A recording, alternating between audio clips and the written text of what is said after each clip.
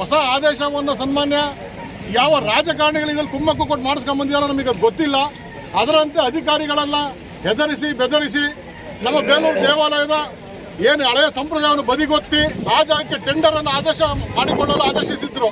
ಅದರ ವಿರುದ್ಧ ನಾವು ಇವತ್ತು ಏನು ನಮ್ಮ ಅಡ್ಡಗಾರ ಸಂಘದಿಂದ ಅದು ಬೇಲೂರು ಸ್ಥಳೀಯ ಸಂಘ ಸಂಸ್ಥೆಗಳೆಲ್ಲ ನಮ್ಮ ಸಪೋರ್ಟ್ ಮಾಡಿ ಇವತ್ತು ನಾವೊಂದು ತಹಶೀಲ್ದಾರ್ ಕಚೇರಿಯವರೆಗೆ ಒಂದು ಪ್ರತಿಭಟನಾ ಮೆರವಣಿಗೆಯನ್ನು ಮಾಡ್ತಾ ಇದ್ದೀವಿ. ಇದಕ್ಕೆ ದಯವಿಟ್ಟು ತಾವೆಲ್ಲರೂ ಸಹಕಾರ ನೀಡಬೇಕು ಅಂತ ನಾವು ಕೇಳ್ಕೊತಾ ಇದ್ದೀವಿ.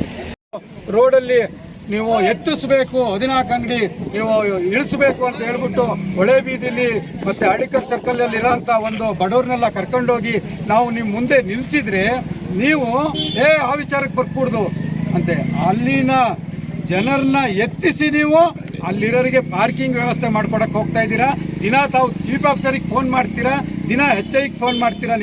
ನೀವು ಹಿಂದೆ ಒಂದು ಮುಂದೆ ಒಂದು ಮಾಡೋದನ್ನ ಬಿಡಬೇಕು. ಮಾನ್ಯ ಶಾಸಕರು ಫಸ್ಟು ಅರ್ಥ ಮಾಡ್ಕೊಳ್ಳಿ, ನಿಮ್ಮ ಮೇಲೆ ನಮಗೆ ಯಾವುದೇ ಥರದ ದ್ವೇಷ ಇಲ್ಲ. ತಾವು ಮಾಡ್ತಿರೋದು ತಪ್ಪು ಅಂತ ನಿಮಗೆ ಈ ಮಾಧ್ಯಮದ ಮುಖಾಂತರ ನಾವು ತಿಳಿಸ್ತಾ ಇದ್ದೀವಿ.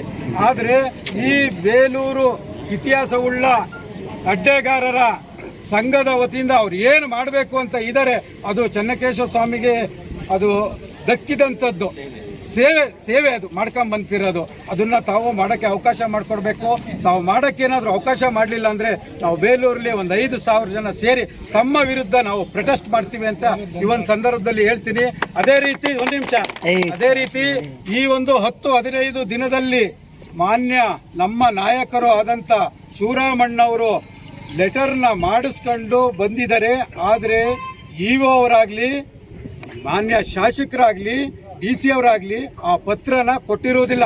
ಯಾಕೆ ಅಂದರೆ ಒಳಿಂದೊಳಗೆ ಇವರು ಟೆಂಡ್ರು ಕರಿಬೇಕು. ಟೆಂಡ್ರು ಉದಾಹರಣೆ, ಅರಬ್ಬಿ ರಾಷ್ಟ್ರದಿಂದ ಯಾರೊಬ್ಬ ಶ್ರೀಮಂತ ಬರ್ತಾನೆ, ಅವನು ಹಾಕಂತಾನೆ, ಅವನು ಯಾರೋ ಒಬ್ಬ ಮುಸಲ್ಮಾನು ಅರಬ್ಬಿ ರಾಷ್ಟ್ರದವನು ಅಲ್ಲಿಂದ ಬಂದು ನನ್ನ ಹತ್ರ ದುಡ್ಡಿದೆ ಅಂತ ಹೇಳ್ಬಿಟ್ಟು ಈ ಒಂದು ಚೆನ್ನಕೇಶವ ಸ್ವಾಮಿ ದೇವಸ್ಥಾನದ ಟೆಂಡರ್ ಹಾಕಂತಾನೆ. ತಾವೇನು ಮಾಡ್ತೀರಾ? ಇದಕ್ಕೆ ಉತ್ತರ ಕೊಡ್ಬೇಕು ತಾವು.